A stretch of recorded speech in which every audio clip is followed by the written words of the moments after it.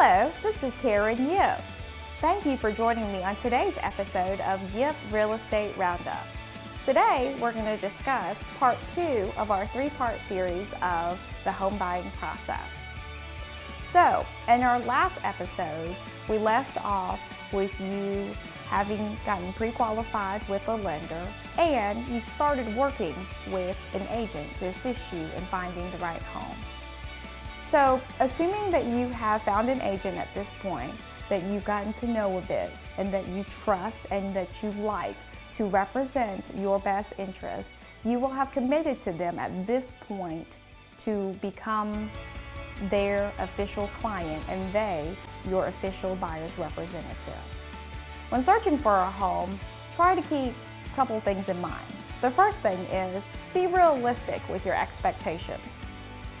Understand that within your price point, most homes will have certain features and certain appointments, and try to work within those expectations. Second thing is, please try to keep an open mind. If your search specifics is too narrow, it may leave out some great properties that otherwise will work out great. And then finally, when you do find a few houses that interest you, do make sure to scope out the neighborhood and the area in advance.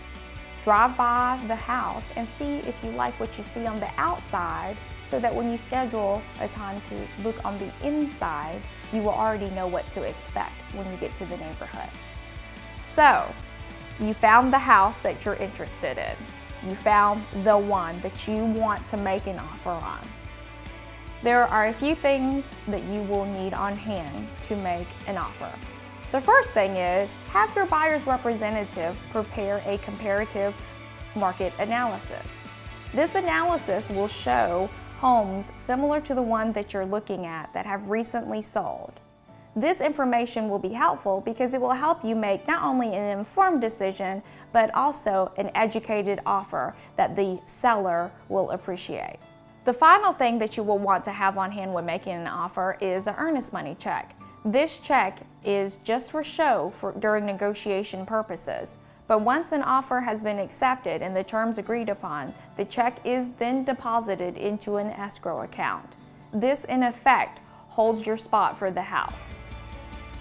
So now, once you have the house under contract, the third and final step that we're going to talk about today is that you will need to contact your lender back and make application.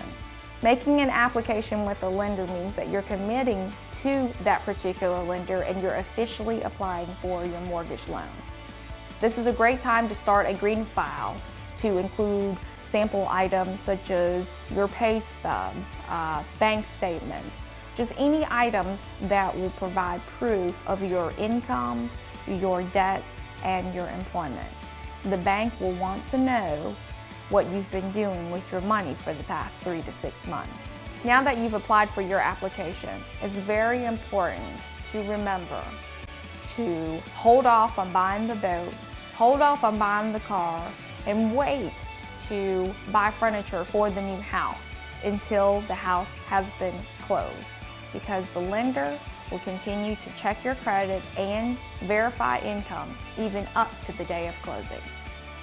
I hope you have found this information to be helpful. Thank you so much for joining me on today's episode of Yip Real Estate Roundup. Please stay tuned for our next and final installment of the home buying process.